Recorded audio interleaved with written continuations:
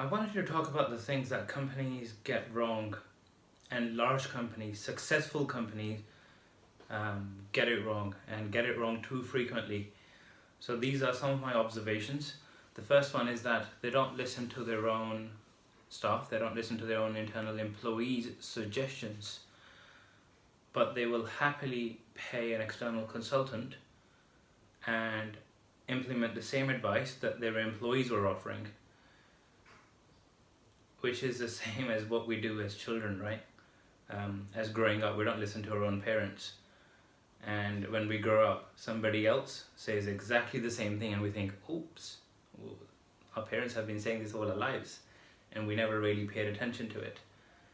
And here's a stranger saying the same thing and we think, oh wow, this is wonderful advice. So I suppose it's just human behavior. Something that's in our possession, something that's very close to us, we tend to think, hey, what do they know? But when it's somebody from outside or an advice that we've paid for, then we tend to think, well, it must be worth it. Anyway, besides that they don't listen to their own internal staff, the other things that companies get wrong is that you have an amazing opportunity when you hire somebody new, when you recruit somebody new, they see all the problems and they see them crystal clear. Yet when they complain that processes are wrong, things are wrong, there are efficiencies, nobody listens to them. Managers don't listen to them, leaders don't listen to them, and eventually over time these employees then end up learning to live with the problems that there are in the company, and eventually they stop seeing the problems. They either work around them or they just learn to live with them. And yeah, my only point is, organizations could always improve if only they took up the advice of their own people a little bit better. The other point I had was, and it's skipping my mind, so I'm going to refer to my notes, is that, they hire creative people. Often companies would say, we want somebody different, we want fresh blood, somebody who thinks differently, has a different skill set. Basically somebody who's just different from what they already have in the company. And that's a good reason for hiring somebody, because they'll bring in new ideas and they'll implement new things, they'll have new ways of working. 50 different reasons, right? We don't need to justify. But what they end up doing is, after these people are recruited, they've been hired, the company then insists that they become one of them. So what was the point of hiring somebody different anyway, if all you're going to do is turn them into one of you? And that's where larger organizations make mistakes. Whereas if you look at small firms, they're a bit more awake. But I suppose they're also a bit more awake because they've got less employees to deal with. And that they're closer to their employees, the leaders are closer to their employees. Whereas in large organizations, the leaders aren't as close. Although having said that, managers are obviously close. But then if you hire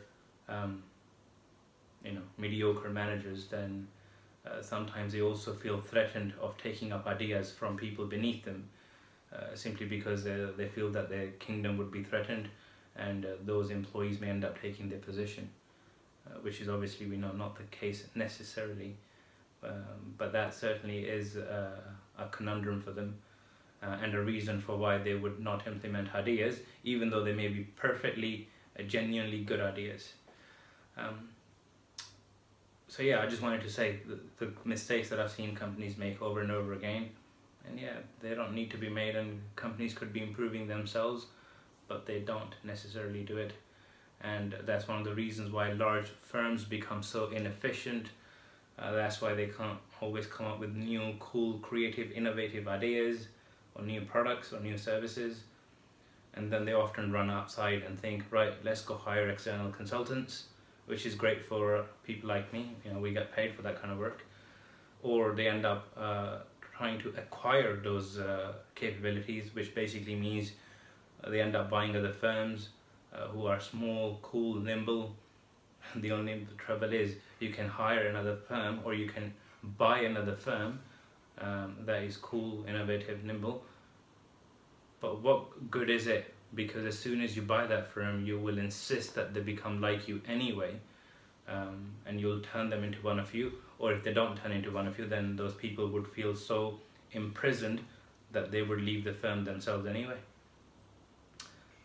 All I'm saying is, going forward, people just need to be a bit more tuned with and conscious of their actions and what they're doing.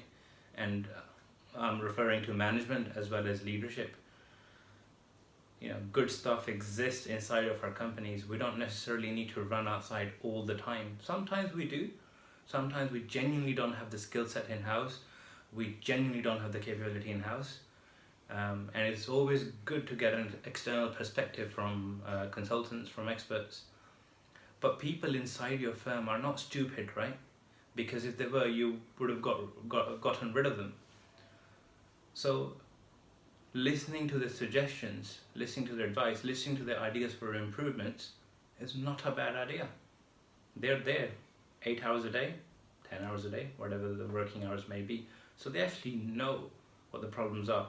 And some of them are pretty clued on. They also know how to fix the problems, only if you listen to them. So that's it. That's all I have to say for today. I'll talk about a few other topics related to firms and how, just the observations that I've seen whilst working at many different clients' sites. Companies do good and companies do bad. Right, ciao ciao.